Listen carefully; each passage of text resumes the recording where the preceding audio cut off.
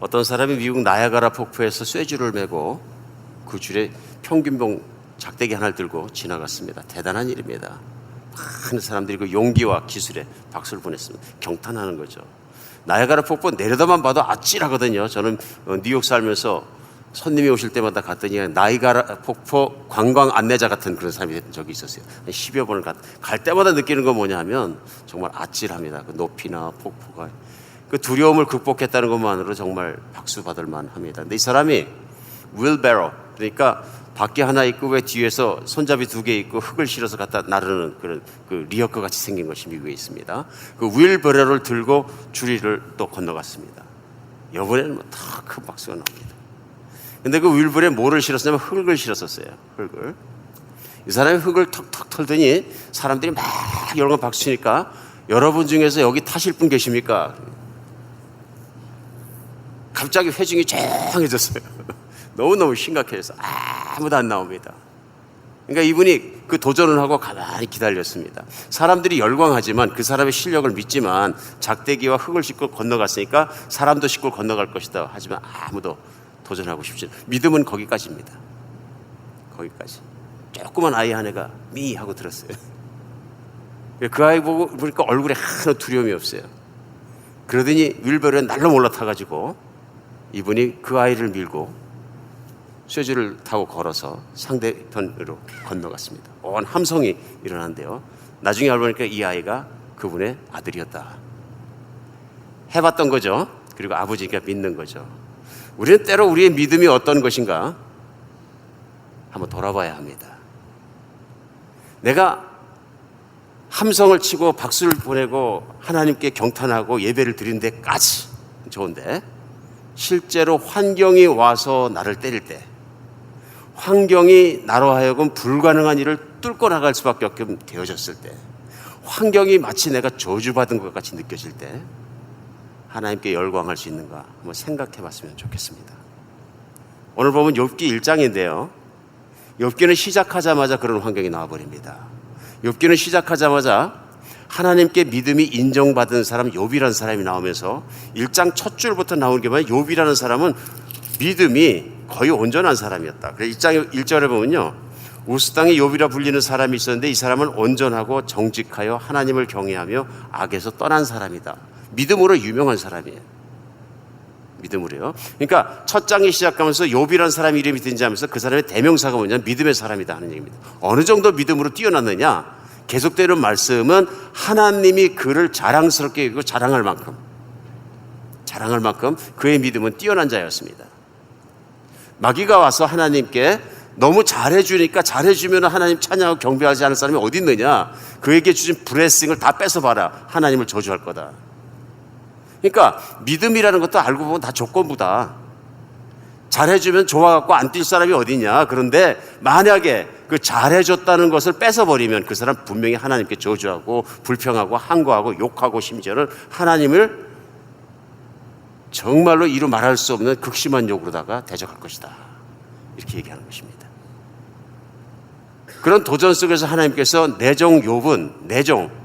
사람 욥은 그렇지 않다.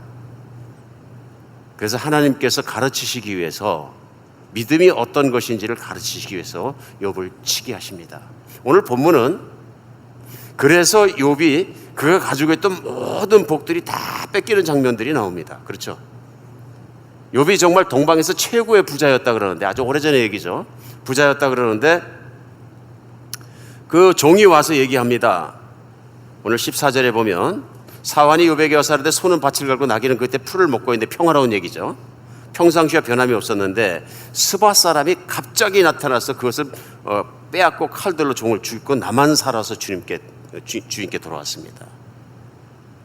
그냥 그 많았던 그냥 그 가축들이, 소와 나귀들이 한 번에 어떤 침입자들에 의해서 죽고 그 종들도 다 죽었다는 얘기를 전합니다. 그가 아직 말을 하고 있을 때 다른 사람이 뛰어와서 하나님의 불이 하늘에서 떨어져서 양과 종들을 살라버렸습니다. 다른 쪽에 있던 사람들이 이번에는 이방인들이 쳐들어온 게 아니라 하늘에서 불이 떨어져 갖고서는 가축이 다 죽고 주의 종들도 다 죽었습니다. 그러니까 뭐라 하냐면 하나님의 불이 하늘에서 떨어졌다. 뭐 누가 봐도 어쩔 수 없이 하나님이 때리셨다, 치셨다, 이렇게 인정할 수밖에 없는 상황이 등장합니다. 그러자 그가 말하고 있는 또 한 사람이 와서 갈대아 사람들이 쇠무리로 지어서 낙타에게 달려들어서 그것을 뺏고 칼로 종들을 죽고 나만 홀로 나왔습니다. 그가 또 말하고 있는데 마지막으로 주인의 아들, 딸들 10명의 자식이 있었습니다. 7아들과 3명의 딸이 있었는데 그들이 잔치하고 있는 동안에 집 네 모퉁을 큰 바람이 쳐가지고 무너져서 다 죽고 나만 살았다. 한순간에 이 얘기를 듣는 순간 무슨 일이 일어난 겁니까? 욥이 가지고 있고 의지했던 건 다 무너져 버렸습니다.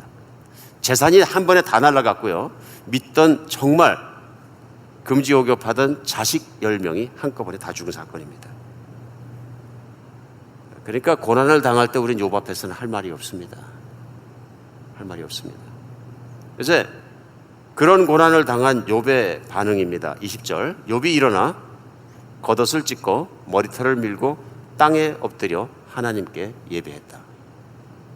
그 상황에서 그 제일 먼저 한 일은 뭐냐 하면요, 진실한 예배자의 자세를 갖추고 하나님 앞에 가서 예배했다. 예배할 때 그가 드린 기도의 내용입니다. 이르되 내가 모태에서 알몸으로 나왔을 때 또 알몸으로 그리 돌아갈지라.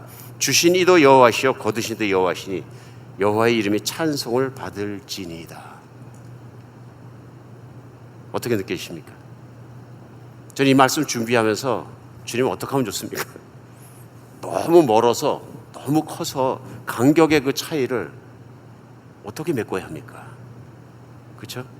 너무 큰 거예요. 만약 진짜로 제가 생각을 해봤어요.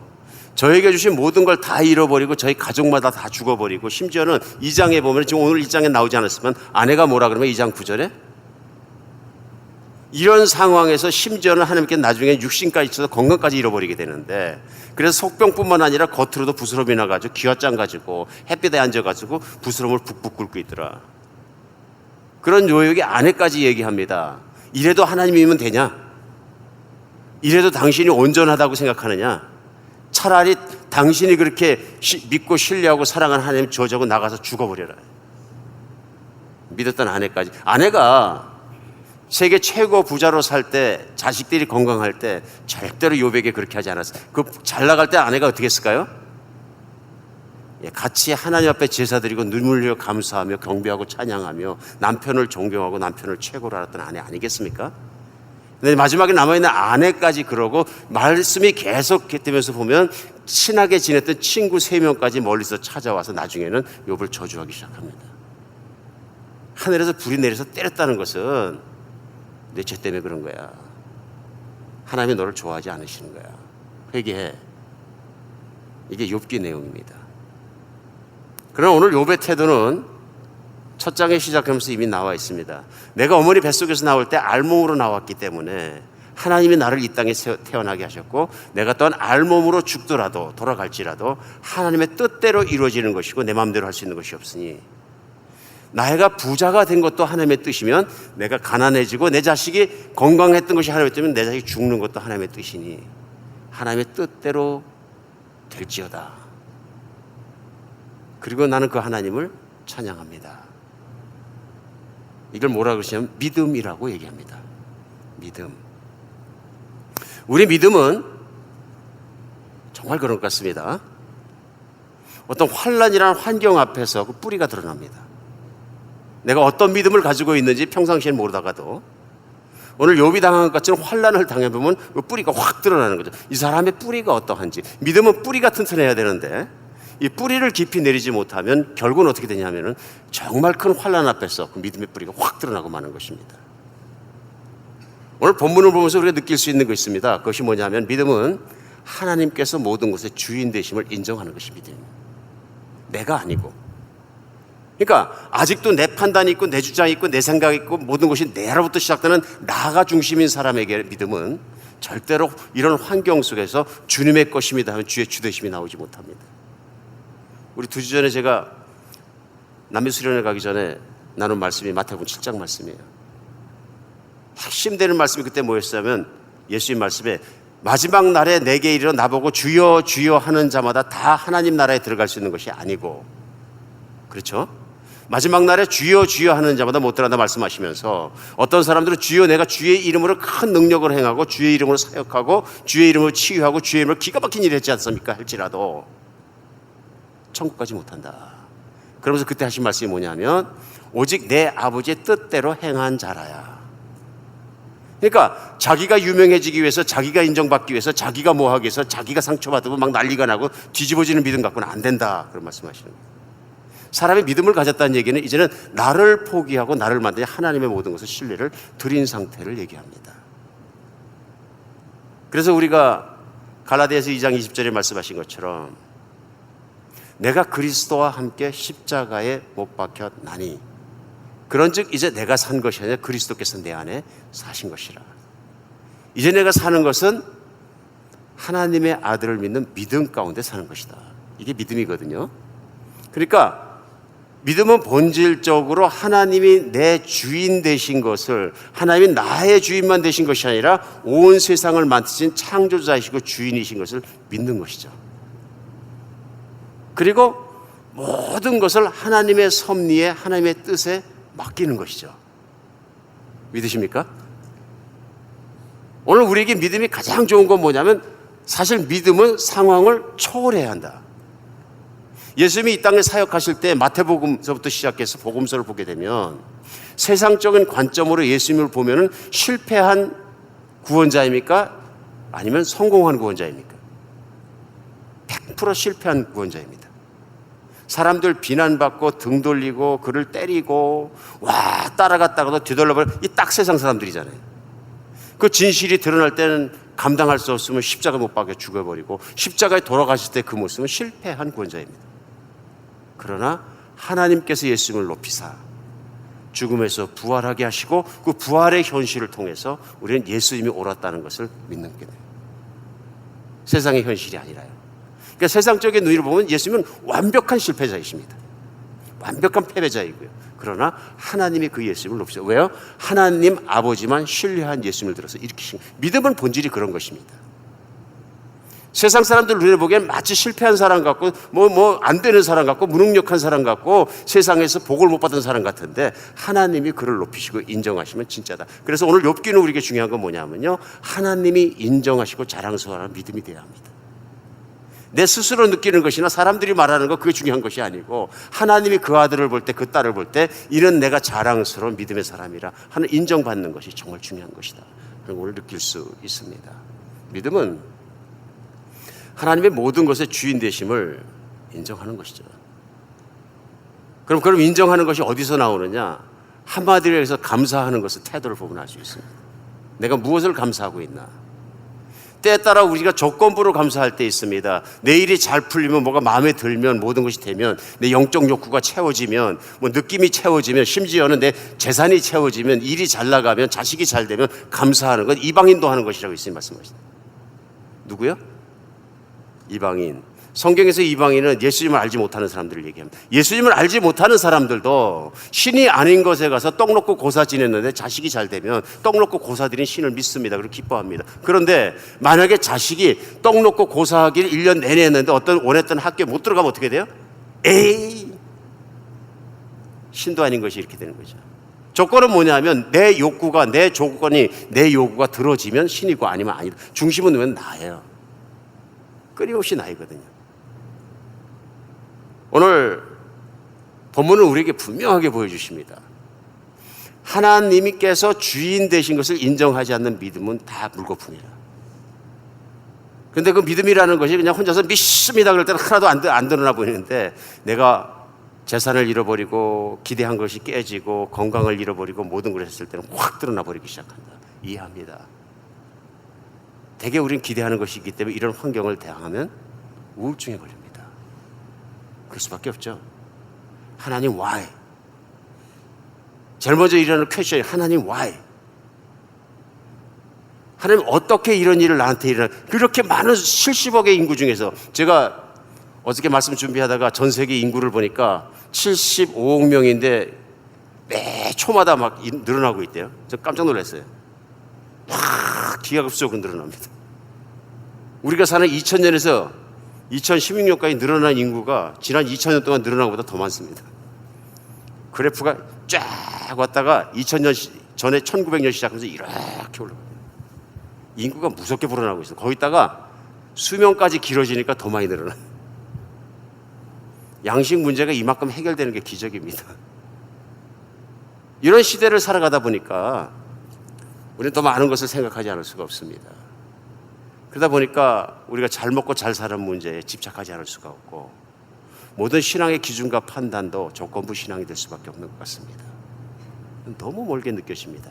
오늘 욥기를 펴놓고 욥의 신앙, 재산을 잃어버리고 자식을 잃어버리고 아내에게 구박받고 나앉은 상태에서 정말로 하나님 앞에 예배하면서 내가 어머니 뱃속에서 알몸으로 나왔다가 알몸으로 돌아간다 할지라도 주님의 뜻이고, 주셨을 때도 하나님께 기쁨이 되고 내가 빼앗겼을 때도 하나님 가져가셨을 때도 하나님의 뜻이니 난 하나님만 찬양하겠습니다. 얼마나 멋진 신앙입니까? 우리가 이거 할 수 있느냐 하고 불쑥 내어밀면 여러분 그러실 겁니다. 제가 그렇게 말씀을 설교를 드리면 목사님은 그렇게 살 수 있어요. 어떤 면에서는 처음에는 목숨이 슬픈 일이었고 힘든 일이었고 화나는 일이기조차 한 것이 뭐냐면 믿을 만한 목사 있느냐 이런 게 많이 있거든요. 그러니까 아무리 하나님 말씀을 전할지라도 너는 그렇게 사냐? 갭이거든요. 근데 가장 큰 이유가 뭐냐면 하나님의 말씀이 나와 내 믿음과의 사이에서 갭이 커지면 커질수록 우리는 원망의 대상을 찾는 것 같습니다. 그리고 때로는 도망가고 싶고 때로는 안 하고 싶고 때로는 그런 말씀을 자꾸 끄적거리고 전하는 목사가 싫어질 수도 있습니다. 당연한 얘기죠. 저 자신도 부담스럽습니다. 저는 어떤 분이 마치 저를 갖다가 성인인 것처럼 온전한 것처럼 바라보는 시각이 부담스럽습니다. 저는 그냥 믿음의 사람이고 때로는 허덕거리는 믿음의 사람일 뿐입니다. 그러나 중요한 건 뭐냐면 하나님께서 그 부담스러운 말씀을 전하도록 부르심을 받았다 하는 것이죠. 그러니까 네가 그대로 살면 나도 그렇게 살고 하는 것은 목회자를 향한 내 신앙이 없는 것에 대한 아픔의 소리죠. 사실은 아픔의 소리. 그러니까 어차피 목사도 그렇게 살지 못하는 말씀일 바에야 나에게 무슨 내가 그렇게 안 사는 것도 괜찮다는 위로의 스스로 자위하는 자유의 소리일 수도 있고요. 그러나 중요한 것은 이것입니다. 하나님께서 이런 믿음을 기뻐하신다는 것입니다. 그건 우리가 알아야 합니다. 나의 감정과 나의 모든 걸 다 떠나서 그건 우리가 알아야 합니다. 누구를 비난할 수도 없는 것은 하나님 앞에서 그런 사람을 하나님께서 기뻐하신다는 얘기입니다. 이만큼 못 살면 구원 안 해주겠다는 말씀은 아니겠지요. 그러나 이런 신앙을 하나님께서 기뻐하신다. 그러니까 이런 신앙 앞에는 오늘 말씀 앞에서는 기복신앙은 자리가 없어요. 자리가. 이번에 갔던 브라질에서 많은 부흥이 일어났습니다. 많은 부흥이. 그런데 이제 부흥 중에서 개신교의 부흥 중에서 잘못된 부흥 중에 하나가 뭐냐면 순수한 100% 기복신앙이 거기서 일어났어요. 제가 순수함이라는 얘기는 다른 건 없어. 희생이나 헌신이나 뭐 그런 건 없는데 예수 믿으면 부자 된다. 그래서 얼마나 무서우냐면요. 그렇게 되면은 오늘 만불 헌금하실 분? 그럼 딱 만불 헌금 따로 받아. 어린이 예배부터 그렇게 받아요. 오늘 100불 헌금하실 분? 오늘 1불 헌금하실 분? 일어나서 명단 밝히고. 그러니까 목사님이 그 헌금 액수대로 따로따로 기도해 주세요. 순수 기복신앙 복음이에요. 근데 어릴 때부터 그렇게 훈련되니까 내가 헌금을 드린 것만큼이 내 믿음이다. 이렇게 살아가는 거예요. 돈을, 재물을 내가 하나님께 드린 것만큼 내 믿음이다. 근데 문제는 뭐냐면 목사를 욕하지 마세요. 이런 교회일수록 목사님들이 자가용 비행기가 있는 거 이상하게. 오늘 저는 다시 한번 불신받는 목회자를 향해서 침을 뱉기 위해서 이런 말씀을 드리는 게 아니고 여러분이 목회자를 막 비난하는 마음을 갖고 있으면 그것도 또한 정말로 나쁜 마음이죠. 그런 마음을 충동하고자 하는 말이 아니고 기복신앙의 끝이 그렇더라. 뭐냐 하면 내 욕구를 채우는 거더라. 결국 그렇게 가르치는 목회자나 그렇게 배우는 성도나 중심은 뭐냐면 내가 부자가 되고 내가 잘 사는 거예요. 그러다 보니까 심지어는 한 번 어떻게 해서 설교하시는 설교자가 왜 그런 사건이 일어난지 모르겠는데 복권을 맞췄답니다. 그래서 그 다음부터는 앉아가지고 복권 맞히는 사람만 따로 앉아있는 열이 따로 있는 거죠. 이분들이 그 자리에 들어갈 때 얼마를 내고 10,000불씩 내고 들어간다. 그 뒷감당은 어떻게 하는지 잘 모르겠어요. 안 맞으면 어떻게 책임질 건지 10,000불을 돌려주는 건지 그 얘기는 제가 안 물어봤습니다. 무서운 이야기입니다. 극단적인 이야기지만 어느 정도 절충된 기복신앙적인 이야기는 얼마든지 있다. 얼마든지 있다. 그것이 뭐냐면 내 욕구가 만족되면 교회 다니지만 내 욕구가 안 차면 나는 교회가 무엇이고 사정없이 떠나버린다. 이건 아직 신앙의 본질을 잘 이해하지 못하신 겁니다. 저는 오늘 말씀 앞에서 거리도 느껴지지만 진짜로 하나님의 말씀에 돌아서서 하나님이 정말 살아계시고 모든 것을 하실 수 있고 나의 모든 것을 주장하실 수 있고 새 생명을 주실 뿐 아니라 영원히 살게 하실 수 있는 하나님의 하나님 되심을 믿어지는 시간 되었으면 좋겠습니다. 신앙은 하나님의 하나님 되심을 인정하는 것입니다. 나는 내가 이렇게 세상에서 고생하게 살게 하시는 하나님이 싫어. 고생을 좋아하는 사람은 아무도 없습니다. 그러나 예수 그리스도의 십자가를 바라보았을 때 그분의 부활을 믿었을 때 우리는 믿을 수 있습니다. 왜냐하면 우리 신앙의 끝이 미래가 열리는 것이기 때문에. 사랑하는 여러분, 이 땅에 평생 살면서 5평이나 10평짜리 집 한 칸이 없을지라도 하늘나라에 내 집이 있는 것을 믿으시기 바랍니다. 이 땅에는 내가 직업 없는 자로 살아가서 힘들게 살았을지라도 남의 종노릇을 하고 정말 힘든 인생을 살았을지라도 하늘에서는 약속대로 내가 왕노릇하는 것을 믿으시기 바랍니다. 오늘 만약에 그런 믿음이 없었다면, 하나님이 전능하시다는 모든 걸 하시다는 믿음이 없었다면 욥은 하나님을 찬양할 수 없습니다. 하나님은 어떤 환경 속에서 나를 사랑하는 마음이 변치 않으신다는 것이 우리 믿음이어야 합니다. 욥은 하나님을 절대적으로 신뢰했습니다. 정말 그랬습니다. 우리가 하나님의 절대성과 하나님의 무한한 능력 속에서 하나님을 신뢰하면 어떤 상황 속에서 이길 수 있는 힘은 하나님을 아는 믿음에서 나옵니다. 하나님 믿습니다 그러면 허공을 향해서 아무거나 내가 정말로 내 자신이 믿습니다는 믿음을 만들어내는 그런 차력을 쓰는 것 같은 믿음이 아니라, 진정한 믿음은 확실하고 살아계시며 무한한 능력이 있으며 나를 목숨 바쳐서 사랑하시는 하나님 창조자를 내가 받아들이고 그대로 믿는 것입니다. 그것이 성경의 메시지이고 최종적으로 우리에게 부으신 예수 그리스도의 십자가의 메시지인 것입니다. 우리 십자가에 매달려 죽으신 예수 그리스도를 바라보면서 하나님이 그 아들을 아끼지 않고 내어주신 그 하나님께서 너희를 위해서 모든 것을 주시지 않게 된 로마서 8장의 메시지대로 그 하나님을 신뢰하고 믿는 것입니다. 남는 건 이거밖에 없습니다. 우리 스티브 잡스가 죽음을 목전에 놓고 췌장암으로 투병하면서 병원에 누워서 쓴 글 중에 하나가, 내가 수많은 돈을 벌었기 때문에 그 돈을 가지고 가정부도 시키고 운전기사도 시키고 남을 시켜서 다 내가 가장 편안할 수 있는 삶을 살 수 있는데 아픈 것만큼 죽는 것만큼은 나를 대신해 줄 사람이 없다. 오늘 이 시간 내가 가지고 있는 부와 내가 가지고 있는 지식과 모든 것은 나를 조금 더 도와주지 못한다. 내 몸에 들어가고 있는 수액들과 모든 약들과 모든 것들로 나의 죽음으로서 나를 막아주지 못한다. 한 분밖에 없습니다. 예수 그리스도, 나를 위해 십자가에 주신 그분만이 나의 영원한 세계를 열어주십니다. 내가 예수님 한 분 안 걸음만으로 믿은 것만으로도 나에게 너무 감사할 일이, 평생을 가난한 자로 살지라도, 평생을 불구로 살지라도, 평생을 아프게 지내다가 천국에 입성한다 할지라도 우리 천국에 입성하는 그 순간 다 잊어버릴 것입니다. 그러나 예수 없이는 아무것도 아닌 것입니다. 이런 믿음을 가진 사람마다 드러나는 확연한 특징이 뭐냐면요, 감사하는 신앙입니다. 모든 걸 감사합니다. 여러분, 조건이 똑같은 조건을 놓고도 한 장소는 천국이 되고 한 장소는 지옥이 됩니다. 쉽게 예를 들겠습니다. 수도원이나 감옥이나 똑같습니다. 어떤 면에서 벽을 쌓고 가두어 놨다는 면에서는 똑같습니다. 수도원에도 룰이 있고요, 그 룰대로 살아야 되는 자유가 억박당한 건 똑같습니다. 근데 수도원에서는 하나님을 찬양하고 하나님 말씀을 기뻐하고 계속적으로 기도하며 살아가는 기쁨과 행복과 찬양이 있습니다. 그래서 감사가 넘칩니다. 감사하면, 하나님과 살아있으면, 믿음이 살아있으면 가두어 놨을지라도 자유가 없을지라도 행복하고 기쁘고 그렇습니다. 반대로 교도소는 똑같이 사람을 가두었는데 거기에는요, 하나님을 찬양하는 것도 감사도 기쁨도 없으니까 불평과 불명과 원한과 악담과 그런 것만 가득합니다. 가정도 그렇습니다. 똑같이 살아가는데 하나님께 운명을 걸고 하나님께 모든 걸 바라보는 가정은 맨날 기쁘고 찬송하고 기쁘지만 하나님을 바라보지 못하고 믿음에 바로 서지 못하면 그 가정은 원한과 불평과 서로 탓하는 것과 이런 모든 것으로 말미암아 지옥같이 가정이 변하는 것입니다. 보이십니까?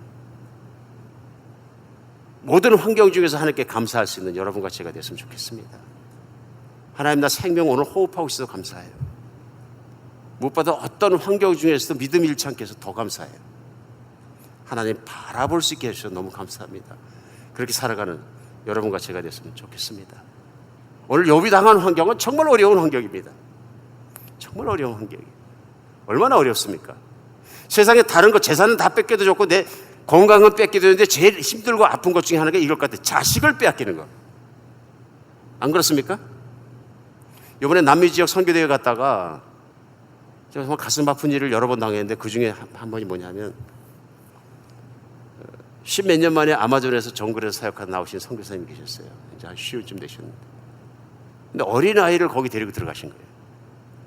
아들이 딱 하나 있었어요. 참 진실한 분이시더라고요.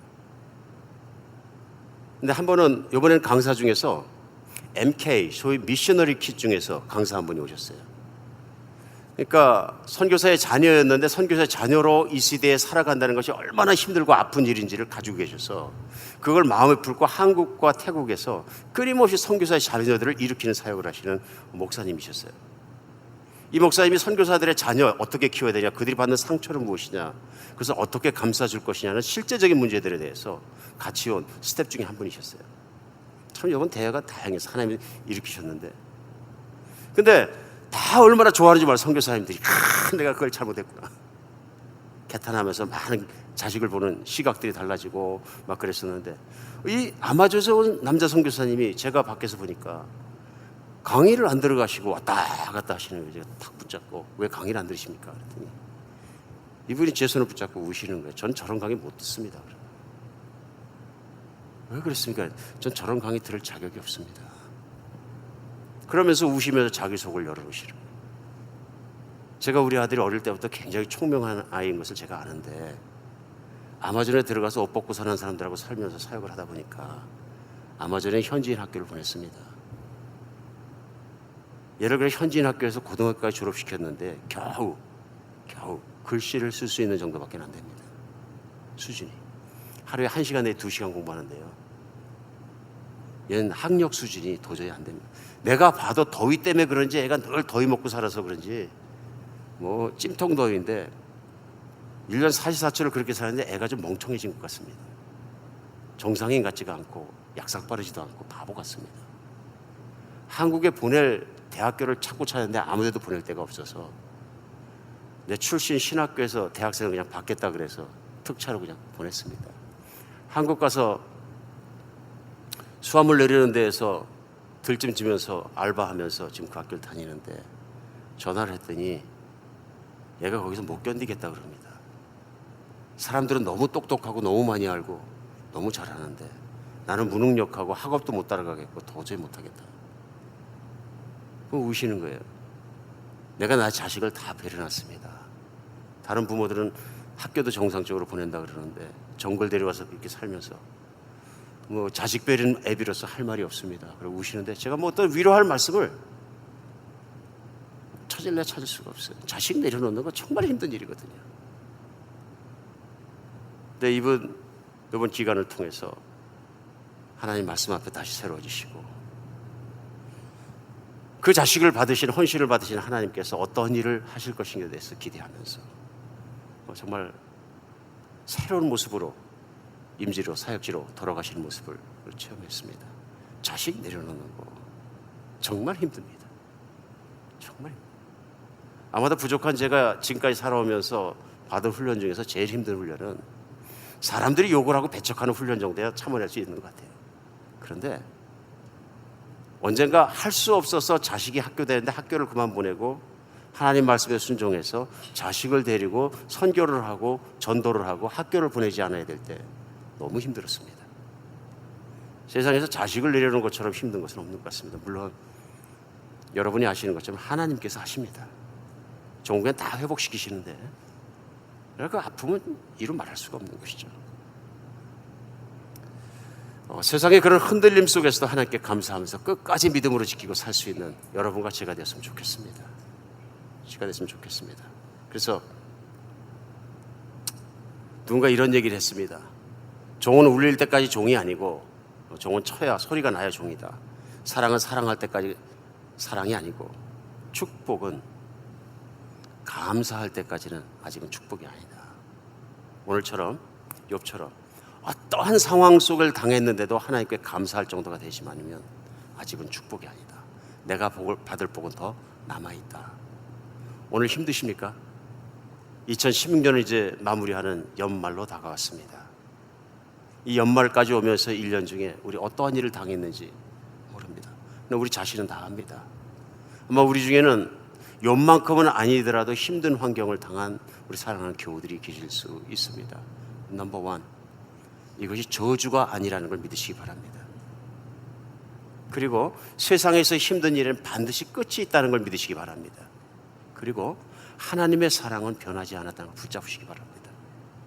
오늘 욥처럼 변함없으신 하나님, 끊임없이 나를 사랑하시는 하나님을 붙잡았을 때 우리의 불평과 모든 것이 돌아서서 하나님을 향한 감사로 돌아서게 될 줄 믿습니다.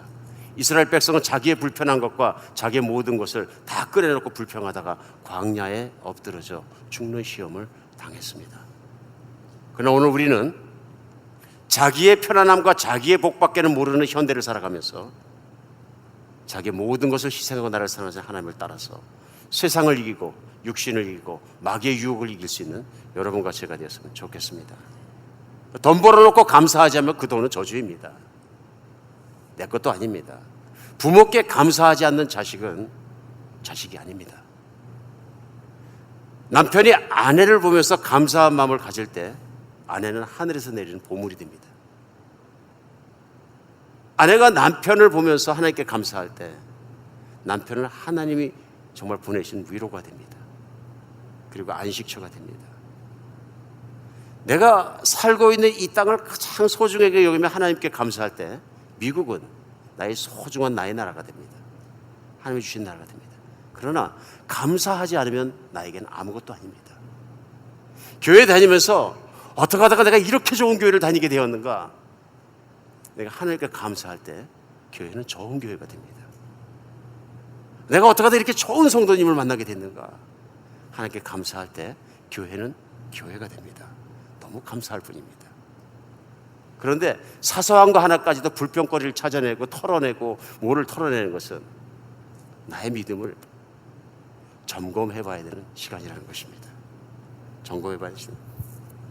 그래서 우리의 가정에서나 우리 교회에서나 모든 곳에서 문제는 환경이 아니고 문제는 내 안에 있는 나의 생각과 내 마음이라는 것을 깨닫는 하나님 말씀의 시간이 됐으면 좋겠습니다. 정말 달라져야 합니다. 우리 대표적으로 스웨덴의 경제학자며 정치학가인 그 하마 슐드라는 분이 있습니다. 이분 유엔 사무총장까지 지내셨는데요. 2대. 이분이 콩고 내전을 위해서 그것을 해결해 뛰어가시다가 비행기 사고로 돌아가셨습니다. 그 죽은 해에 평화를 위해 반평생을 버텼던 그분을 위해서 노벨 평화상을 수상하게 되었습니다. 그런데 그분이 한 업적이나 노벨 평화상보다 더 오늘날 큰 업적으로 생각하는 말씀 한마디가 있습니다. 그분이 남긴 글 한 절이 있습니다. 뭐라고 말씀하시냐면요.